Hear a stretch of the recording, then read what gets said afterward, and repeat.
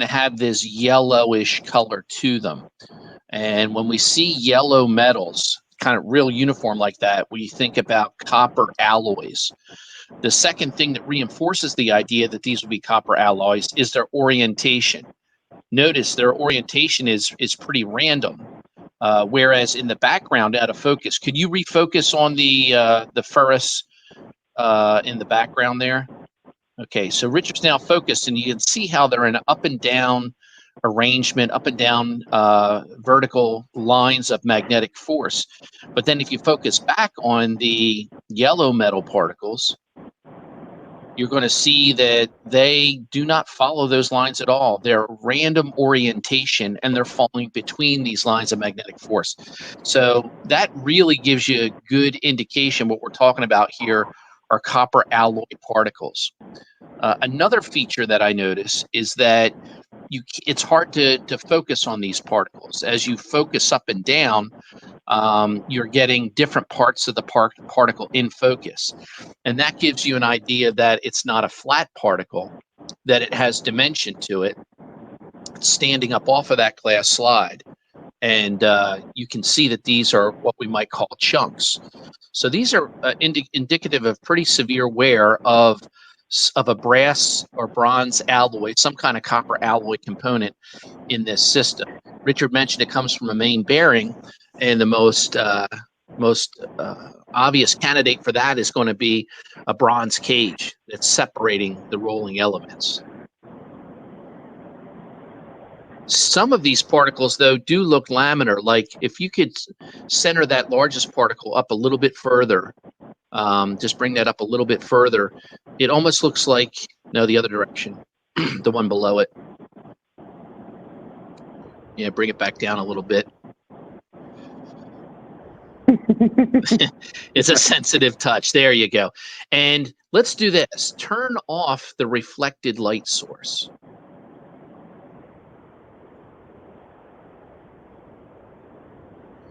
Okay, notice right in the middle of that particle, you can see the green light coming up. Yep, right there. And so that tells you that there's a hole in the middle of the particle, and holes form when the particle is very thin, and that gets defined as a laminar wear particle. So you turn the reflected light source back on, Richard. That confirms for us this is a laminar wear particle.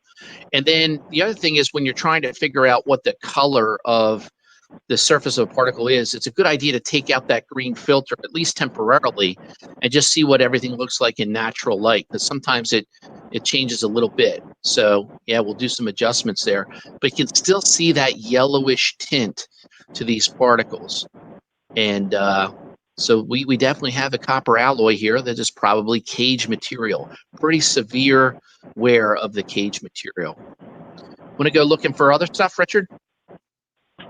Yep. So other stuff, I have the box of goodies that we can pick through of examples to show. Since that was a on-the-fly grease sample from the lab.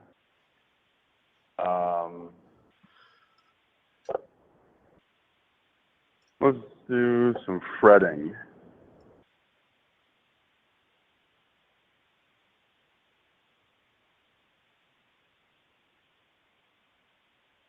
Give me 1 second. I guess another thing to point out, Rich, was that last slide was no dilution. It was run as is. I point that out because the next slide that we're running was made with a 1:100 dilution. So I just want to kind of point that out to some people that at times we need to make a diluted aliquot of the sample, because if there's too much stuff on the slide, then we can't actually see and identify any individual particles.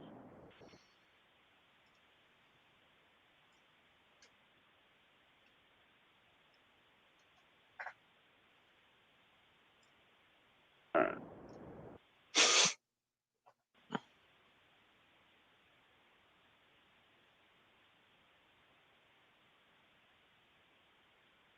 So compared to the last one, this entry deposit has a lot less going on at it.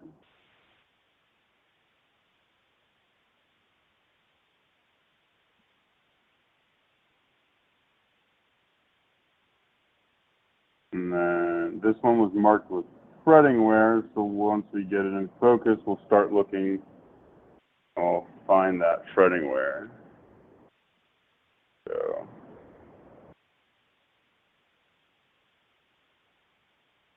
So this is right on the drop site, or sorry, entry deposit.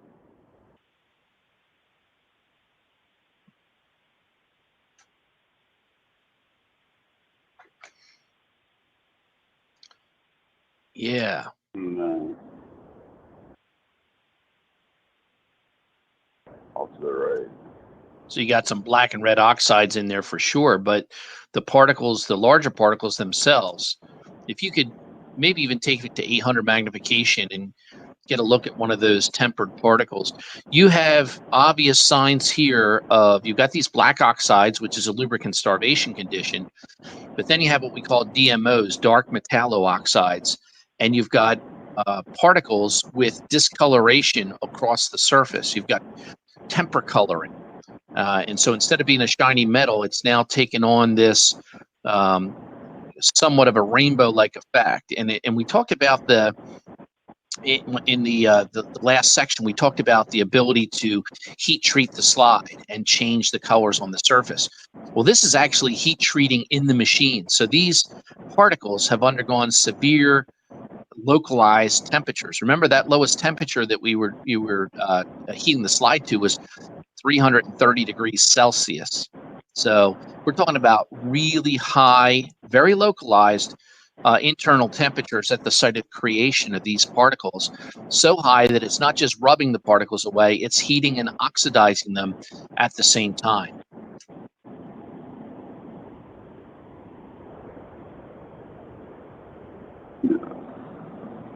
Here we can see some more of those down the slide. Same thing. So the thickener on this one's a little hard to see through. If you guys see that on top, kind of almost like an outline around some of the stuff, sometimes grease can also present a challenge because of the thickener. Yep. So it gives it kind of an out of focus kind of look, or a little bit of a blurry look. And that's one of the challenges with grease, is to try to get that right kind of solvent in there that it kind of gets the grease material away from the slide. It's actually a lot easier to make crisp and clear slides, or have crisper photographs of oil. When oil is used to make an analytical ferrography slide, it sometimes can be a little bit trickier with grease.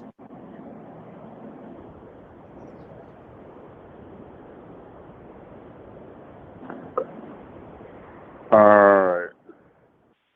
Next slide, or do you want to look around more, point out anything else on this one? No, I think that was pretty good. Sorry if the screen moves too fast, guys. Don't stare if I'm moving, I guess.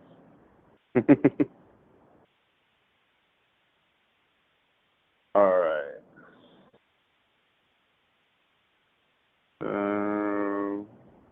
Looks like this next sample had an issue where it was only a 20-minute runtime on this piece of equipment. And there's going to be some big particles in here.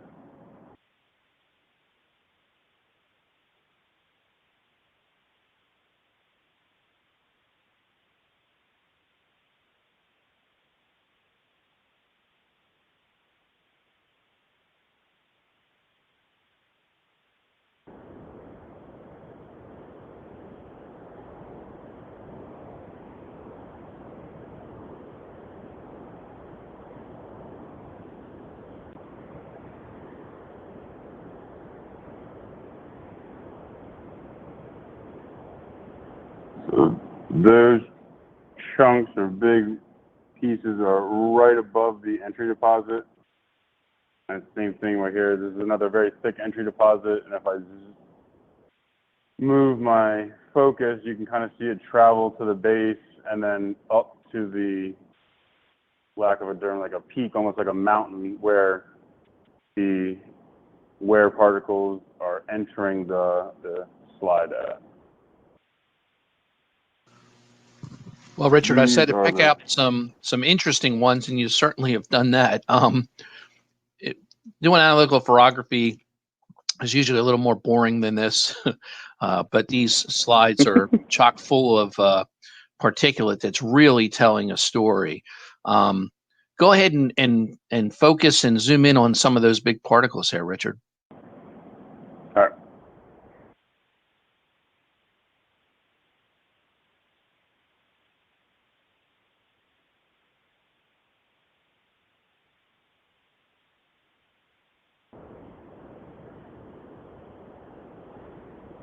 It's kind of the same thing like we pointed out before. It's a little hard to focus because of the dimensions, like the 3D shape of this particle. And there's a nice guy right above it to the right as well. So, as we were talking before, has some discoloration on there.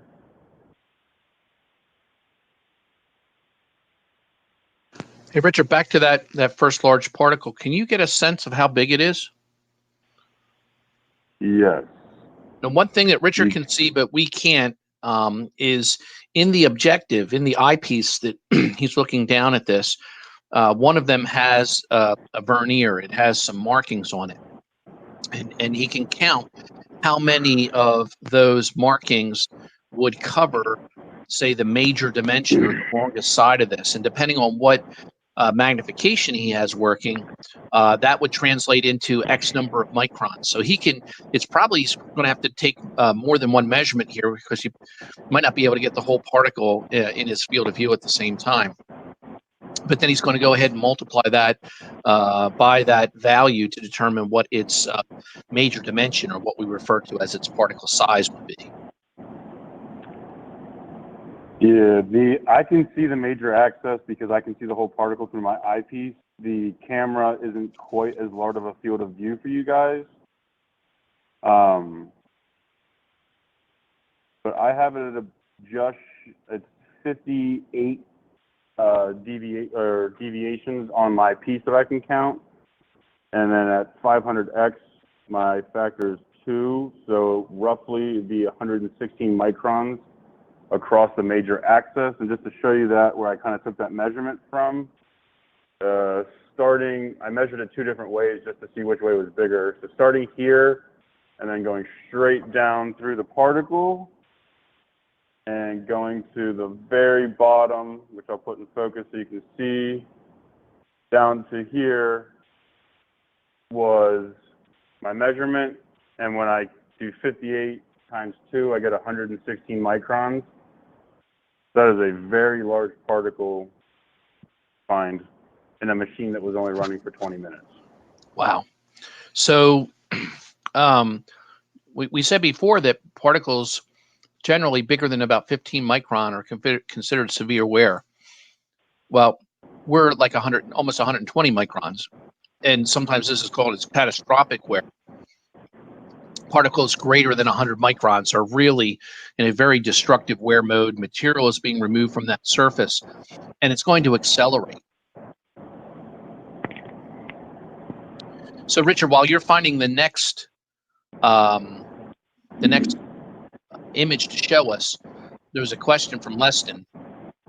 He says he's seen analytical ferrography results for gear oils, and he would see something called molybdenum disulfide. What is it, and what's the mechanism behind molybdenum disulfide?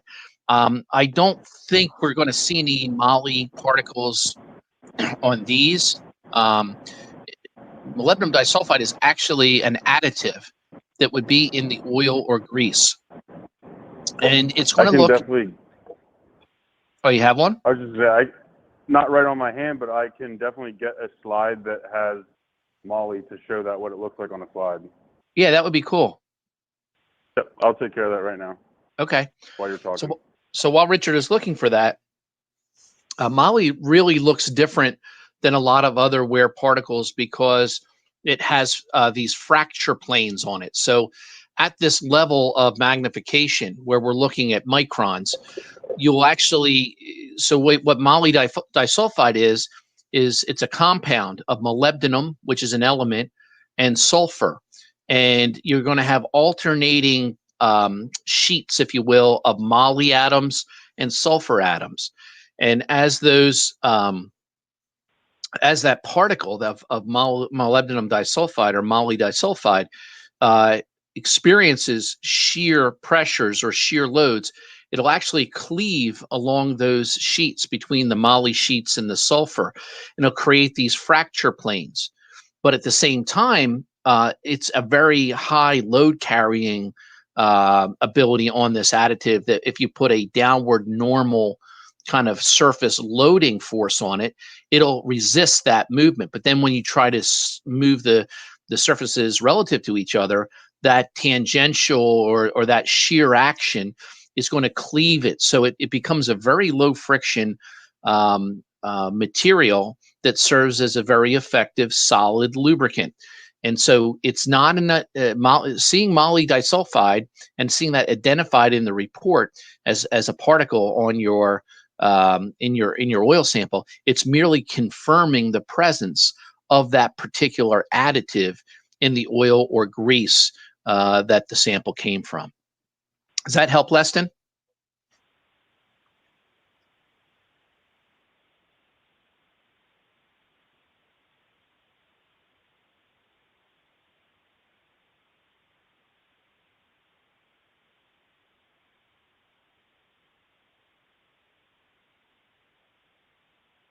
Great. So I think Richard's still out there hunting for the next slide.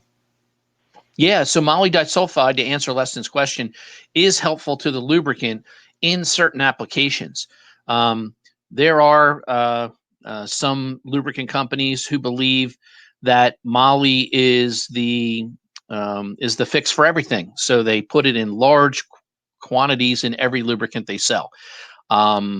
And there are some applications where it works very well. There's others where not so much.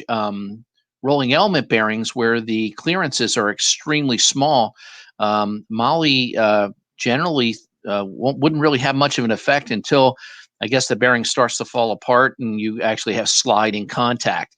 And then it might help under those situations, but you're really very close to the destructive end of a bearing.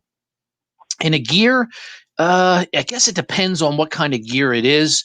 Maybe it might be effective on very slow moving, high temperature gears like bull gears, open gearing, that sort of thing. But in regular gearboxes, we typically, instead of relying on a solid lubricant like moly, we'll look for a dissolved additive, an extreme pressure additive like a sulfur phosphorus. And what that does is it creates this kind of bonded film. It's called a tarnish film on the surface of the gear tooth as the excessive pressures are experienced. And so, we got something echoing here. Okay, I think it got fixed.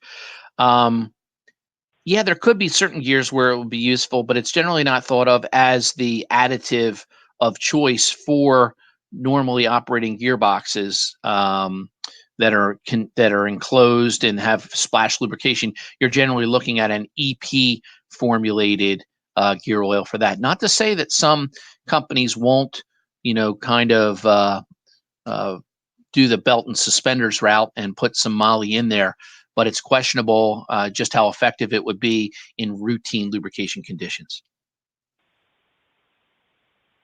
So what you got, Richard?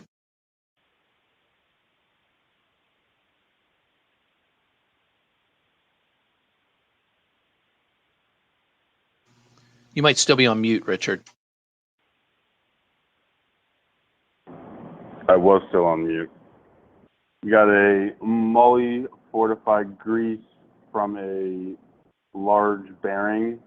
The customer takes 4 samples from this large bearing at different locations to make sure that they're not missing something. I believe they're kind of their goal in that, taking multiple samples from one bearing.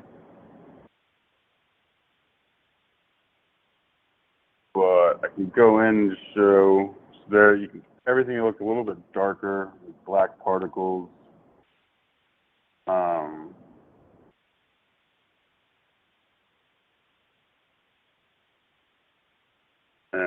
that here as well.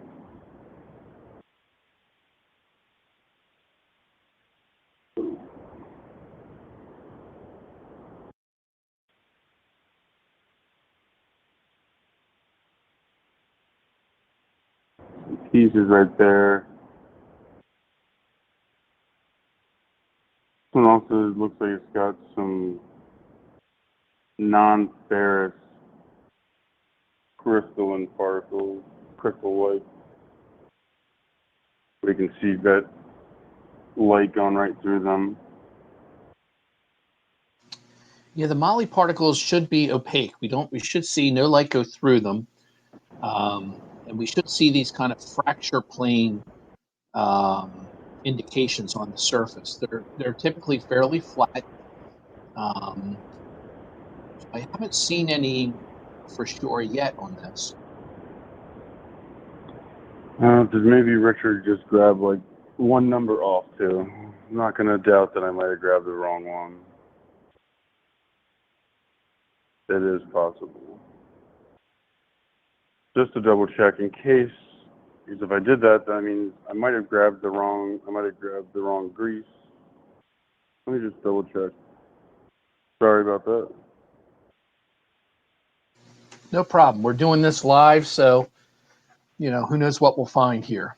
And if you can't find that particular slide, just I know we got some to work on today, so maybe we just pull one off the pile and start looking at it and commenting on it.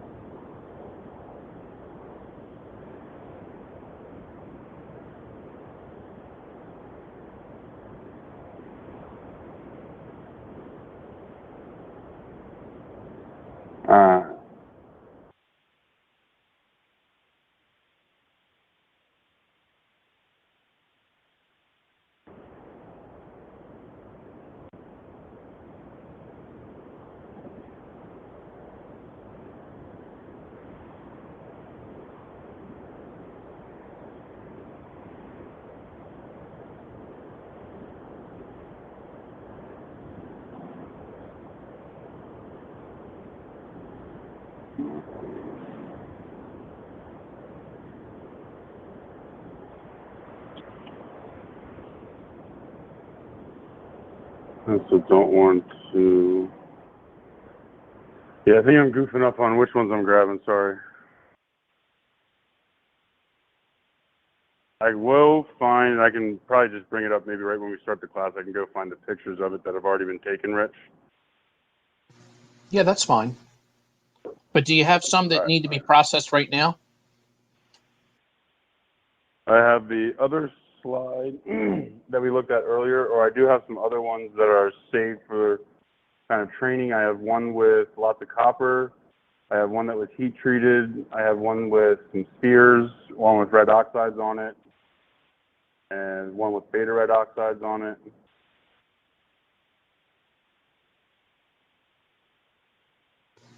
Yeah, I'd say for this just bring up one of those slides that we can talk about, show it, folks can ask questions, get a sense of what kind of things you're going to see here. And it just reinforces the subject material for MLA-II as well.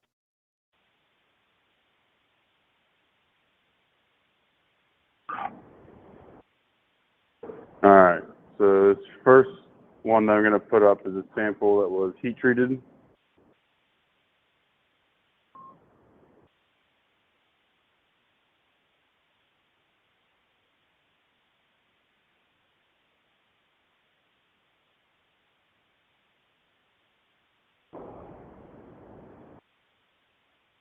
Right off the bat, you'll notice the color.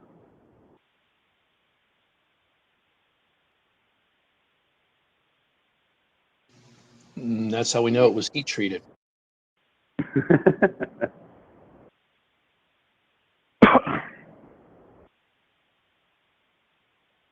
So I believe this would be the first one that you talked about, the heat treating. The first steel, that was the first one that would change blue, was the low alloy. That, I don't know. Yeah, the first challenge temperature at 330 degrees Celsius would turn low alloy steels like bearing steels blue, but a medium alloy steel like a cast iron or something like that, that would come out as a straw color. And I think we're going to see both of those colors here. Yes. I can continue to kind of scroll down the slide just to show the lines, what they look like. So it's that continuation of a lot of blue we're seeing with a mix of other particles. And the blue, man, it looks so cool under the microscope, just looks like a blue tiger.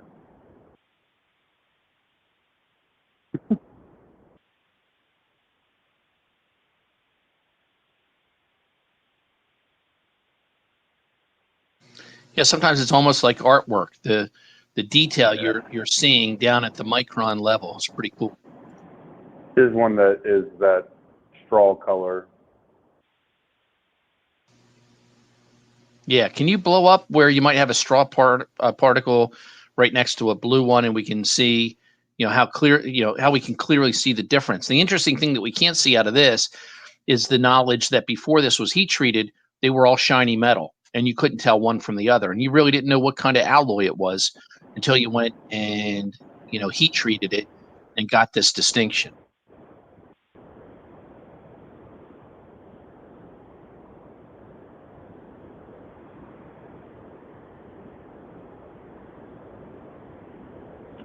So there's the particle that I had pointed out that was kind of up and to the left. And there it is sitting in, be like what you pointed out, Rich, earlier about the particle. It's got a couple holes in it. We can see through to the other steel. It's a little bit hard to tell on what you guys see, but on the microscope, it's more evident that it's a particle sitting on top of the other particle.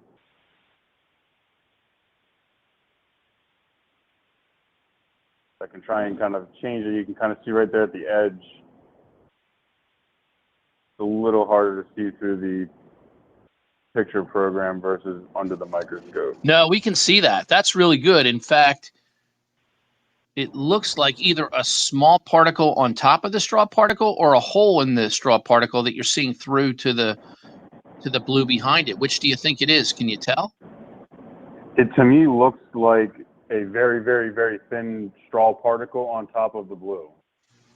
Yeah, so there are little windows that you're seeing through. Is this 500 or 800? We're at 500 right now. Try it at 800. See if you can pick out any more detail then.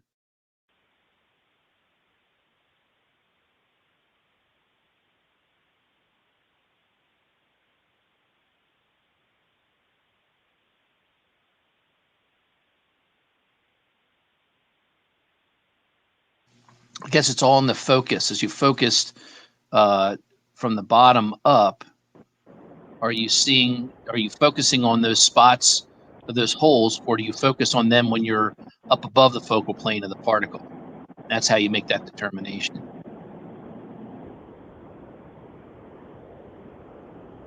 Looks like they might be on top. Yeah, it looks like they're real small particles that are this this blue tempera color, which is maybe the bearing steel, and you've got some small particles landing right on top of the larger particles. But they're all ferrous. They're all in this magnetic line of force, and they're oriented. But you definitely have two different metallurgies there, and that's really neat to see.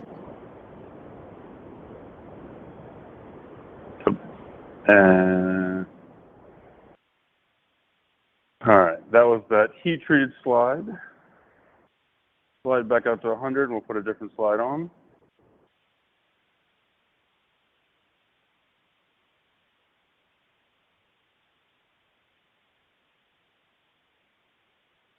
All right, up next, I'm going to look at a slide that's got a lot of copper particles that are on it.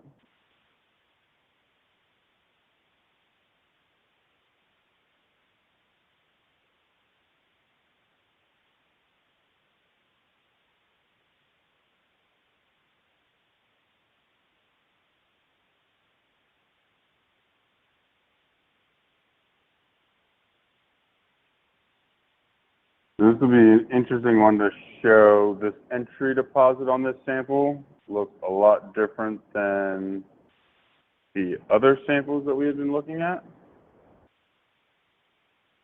because we're not going to see as many particles falling in the lines of magnetism as before. Oh yeah, very little. Yeah, so like especially under the microscope, it just looks kind of almost like a bomb went off and everything got scattered everywhere.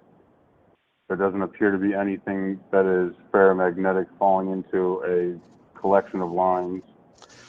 And that's what you see everywhere on this slide?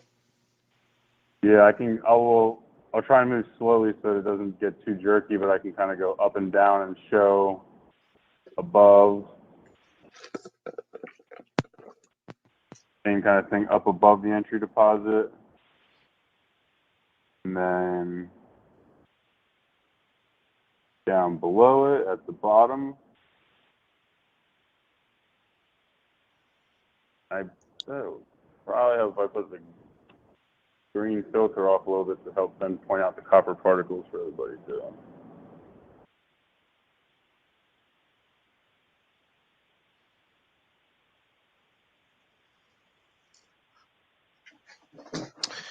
Lesson asked the question, how do you distinguish between copper leaching and the possible copper wear if results are shown in the elemental analysis? Yeah, I think that if you have copper wear, we saw some really large copper particles on the first slide that Richard showed us. You will see some copper. Of course, the real big particles aren't going to be processed very well in elemental analysis, so they're going to be kind of underrepresented, but you will have some copper there. Copper leaching, or more of a corrosive type mechanism, when the particle gets too small, it doesn't look like that anymore, and you're going to see it in the elemental analysis very effectively. But if you did an analytical slide like this, you're not going to see much at all. So, you know, that particle that Richard's showing right there, they're copper particles there. And if I had copper in my elemental analysis, then I'd say, okay, that's where it came from. But there are times when we'll do the RDE analysis, have high copper levels. We'll say, let's make a slide to check them out. And no matter how hard we look, we're not finding any copper anywhere. It's not to say it's not there. It's just not being selectively separated in the analytical ferrography slide. And the particles may be so small because they're essentially chemical corrosive wear that you wouldn't see the reflection and see that yellow color that you would see with ones like these. So that's really where you got to go to distinguish the, you know, this kind of real small, almost dissolved copper from these larger wear particles that are copper alloys. Does that help, Leston? There's another possibility, and that is in the RDE. The RDE has two modes that you can run it. The normal mode has that about 10 micron particle size limitation, but there's a second way you can run it that's called RFS, Rotrode filter spectroscopy, where you take the sample, you coarse filter it into the disk itself, and then run it.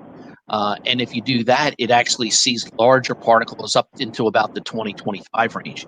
So if you compare small particle spectroscopy to large particle spectroscopy in those two modes, you can kind of get a sense of, am I talking about copper wear particles like this, or am I talking about corrosive copper like your question? So that's another possibility. There's very few labs that still do that analysis, though. So the most likely way to get it is to request an analytical ferrography slide and say, show me the copper on the slide. If none can be found, it's probably that copper leaching or that, you know, that chemical corrosion, if you will.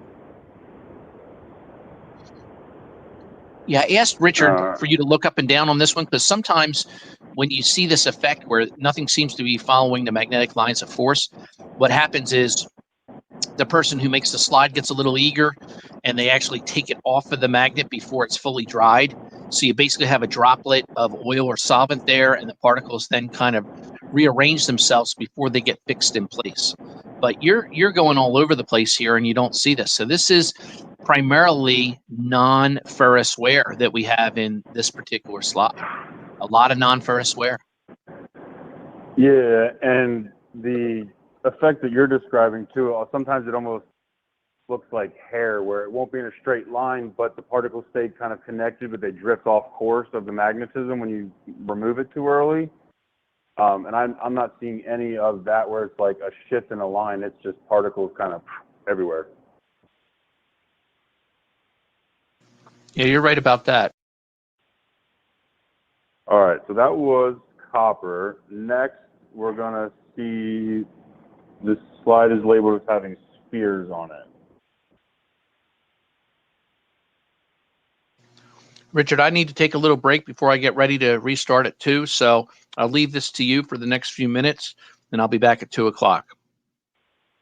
Sounds good. All right, let me just get the slide on and in focus.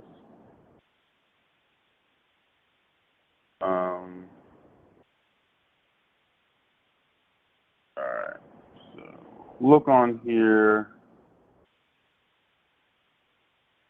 I'm gonna have to zoom in to find the spheres, but to show you on the line. The spheres,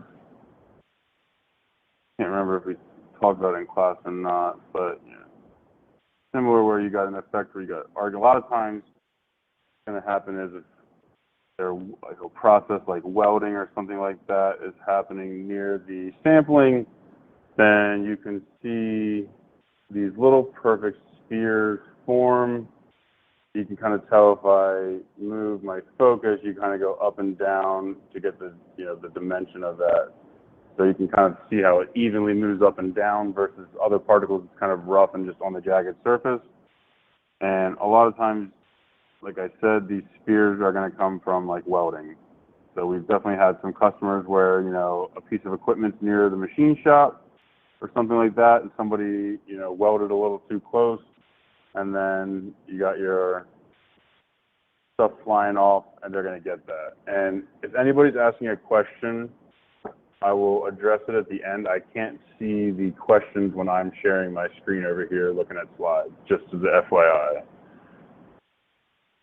And then spheres, kind of self-explanatory as it sounds. Spheres, and next I'm going to put on one to look at some 2- and 3-body abrasive wear that's on a slide.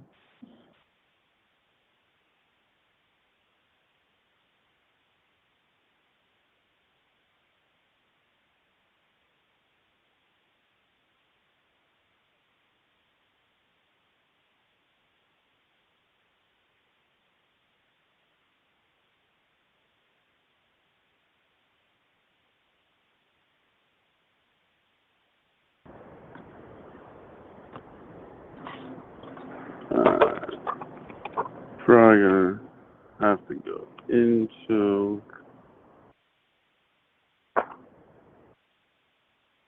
Oh, and I'm sorry, I did forget to mention on that previous slide that we were just on with the spheres, that spheres can also be an early warning of rolling element bearing failure. The one that we were looking at, that was the case. Whenever they've got like that almost like that perfect white circle on top of them, and more uniform. All right, 500. So you kind of got indicative. If you can see right there, there's curly particles.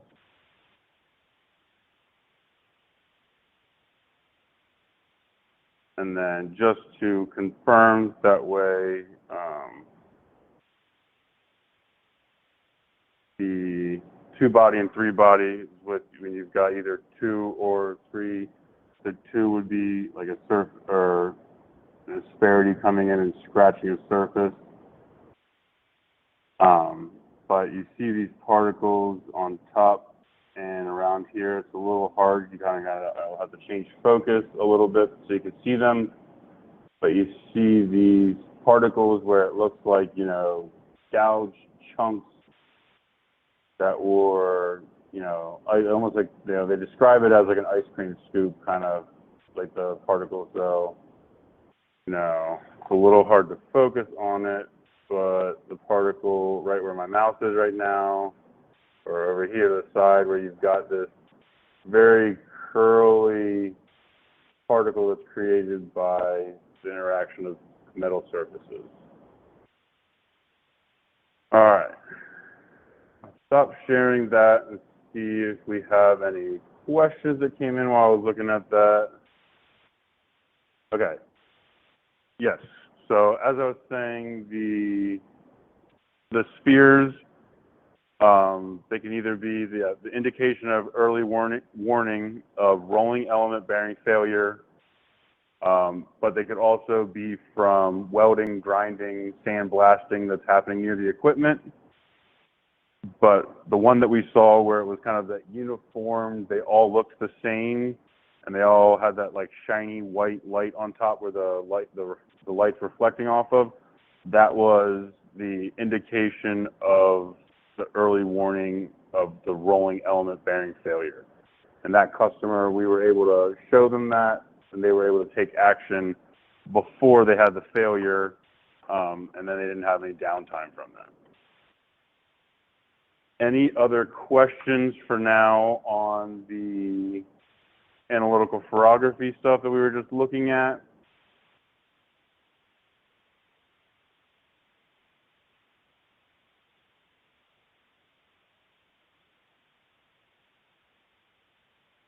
All right. If you have or think of any questions, feel free to ask, and we can answer them during the next session or later if you kind of think of anything. I will go ahead and take this moment to give everybody just a couple minutes to go ahead and